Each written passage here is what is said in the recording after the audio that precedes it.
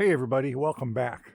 So now that the temperature is cooling off here a bit in Arizona, I have a lot of work I need to do. I want to clean the back of my yard up. Back of the house needs to be repaired and painted. Every vehicle I own needs work. But first things first, I want to get the CJ-7 drivable again. Even if it doesn't look any better than this, I want it to be drivable. I came out a few days ago to work on it and I couldn't do what I needed to do because I didn't have this. A quarter drive, quarter inch, 12-point socket. Because I need to get the old drive line out and that's what I need this for, and I can't believe I didn't have one, but all those tools and sockets and I didn't have one.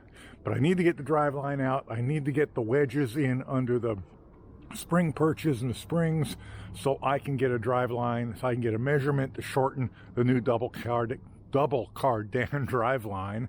And I'm going to see how far I can get today. Anyway, I'm going to get some tools out, something to lay on, and at least we'll get that drive shaft out. And I'm hoping that these aren't absurdly and ridiculously tight. This drive line has been out. Oh no, they're not. Probably could have done that with the ignition wrench. I had an ignition wrench that fit it, but I could not find a socket. Let me grab some tape and tape those caps on. Okay. I'm already trying to come off part on me, of course, because it's what they do. Got the same 4 bolts up here. And let's get the rest of those bolts out now. I grabbed this particular quarter drive tool for a specific reason. It was the first one I saw. I think I have 3 of them now, and I expect any of them would do this without a problem. But am I going the right way?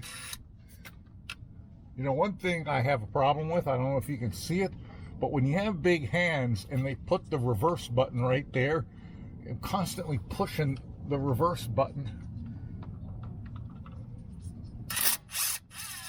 Okay, one thing I did forget to mention is that you do have to replace the yoke on the back of the CJ-7, the Dana 300 transfer case, with this one to fit the new double cardan drive shaft. You got to replace these. These are about $65–70 bucks. And here are the 12-degree wedges I put in.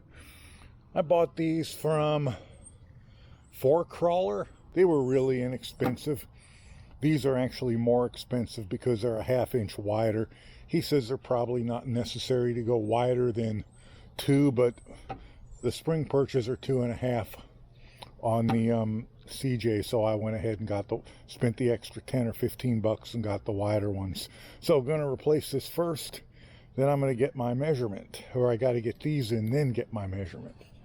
Okay, for those of you that are interested, this is an 1 1/8" nut. Let's see if the power of the Harbor Freight Hercules, this is the compact Hercules, let's see if it can get that off of there. Well, maybe it's not 1 1/8". Thought it was. Okay, my bad. It is 1 1/8". I grabbed the 1 1/16" by mistake. So it is 1 1/8". All right, crisis averted. Here we go. Am I on full power? I'm on full power. I love this thing. Seriously, I love this thing. Well, I found my washer.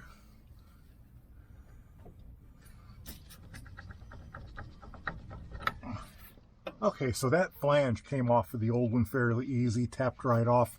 Then I stuck it on this one and used a socket bigger and just tapped it back on. So that was easy peasy. All right, let's get these bolts under here loosened as much as I can. Now let's see if I can get those wedges in. I think I'm going to be able to use and this is the reason why I originally wanted this, was to get in under here and get these loose. And I think I'm going to be able to do it. I think I'm tightening though. How about that? That, huh? Loving it. Okay, I actually have the wedge on this side in. Don't know if you can see it, but it's not tightened up yet because I have to have the other side loose. But that's how much I need to tip. That's how much that's going to tip the pinion upwards on this. And I'm not going to be able to get the camera down there, I think, but I don't have a heck of a lot of threads left on those nuts. Whether that'll be enough or not, I won't know till I try and tighten it. But don't know.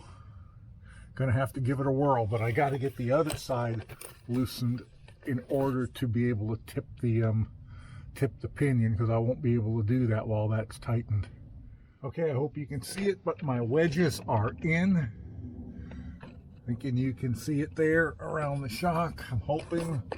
Remember guys, I'm laying on the ground in the dirt and the grass under my Jeep, and that side is in, and I am pretty darn pleased with it. Did not have to change the U-bolts, and I don't know if you can see that, but I have at least a full nut worth of threads, and these are those long nuts on every one, so that worked out super well. No, they are not welded yet. I think when I weld them, I'm going to weld them right across the back and then down the side a little bit, and then I'll slap it and say that ain't going anywhere, and it'll be good. And as you can see, my drive line, my pinion is now pointed up at what I would consider just about the perfect angle for that double cardan drive shaft. So now I can get my measurement. That's what all this was about. Well, I had to do it anyway, but I needed all of this to get my measurement. Okay, I don't know how well you can all see this. I can't see the screen on the camera, so I'm just guessing what it's looking at. Thank God it's wide angle. But my measurement, this is the measurement that I've been after. From there to there, I've got 25 1/4, and it's hard to see in that angle. 25 1/4 from the bottom of where the U-joint seats from either end. And if I measure the face of the yoke to the face of the yoke up here, I have 24 1/4, and from the bottom to the bottom 24. So my angle is not perfect, but it's damn close, and close enough for this. So those are the measurements that I've been needing in order to shorten that drive shaft. Okay, before I call it a day, and it's lunchtime and now it's getting hot out and I'm tired and I've been crawling around in the dirt and I'm itchier than hell and I want to get in the shower. But before I go, I know you're all down there, not all of you, but I know some of you are going to get down there in the comment section and type away furiously telling me, but Chuck, in order to get that measurement correct, you have to measure it at full squish and at full extension because some other YouTuber told you it was necessary. And let me tell you something. If I was a professional doing this in a shop, charging somebody shit tons of money for it, I would agree with you. That is the way it should be done. But a couple of things here. One, I'm not a professional. I'm not in a shop. I'm not charging anybody else. I don't have a rack to do this on. I'm laying on the ground doing this. Secondly, or thirdly or fourthly, or wherever I'm at, I forget, Jeep already did a lot of this for me. And I know what you're going to say, but Chuck, the angles were different. Yes, I know. Jeep left, and you can see it right here. These drive shafts, both the old one and the one I'm going to put in, this is an XJ. This is out of a XJ 2.5 with the auto front drive shaft. Both the XJ and the CJ drive shafts have 3 inches of slip travel. Jeep left an inch out as it was sitting stock. And also you can look at the XJ one, it was also the exact same way, an inch out. Now, you're going to say, and again, I mentioned, you're going to say, but Chuck, the angles were different. Yes, they're different.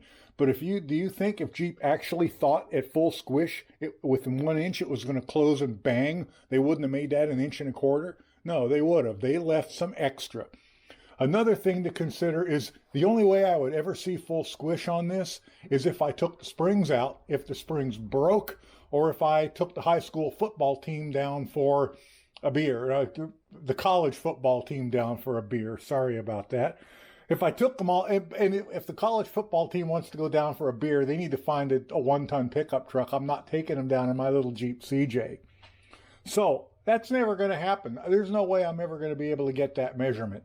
Or I suppose if I had a backhoe, I could drop the hoe down on, or the bucket down on, and push it down. But hell, these springs are so stiff, the front end might come off the ground, or the frame might buckle before the spring's completely compressed. So I'm going to do what Jeep did. I'm going to leave an inch extended, which I have right about here. I've made my measurements. I'm at 30 1/4. I need to shorten this shaft by 5 inches, and that's what I'm going to do. So, with all that explanation being done, I hope you all enjoyed this little video and me crawling around in the dirt and dropping things in the grass and losing them and having to get up and down 30, 40 times to get one damn socket because I couldn't seem to find the right one. And I'll catch you in the next one. In the next one, we'll be shortening the drive shaft. Not the next video, the next Jeep CJ video will be shortening the drive shaft. And yes, I am going to weld those spring perches in. Anyway, have a great one. Talk to you later. Bye for now.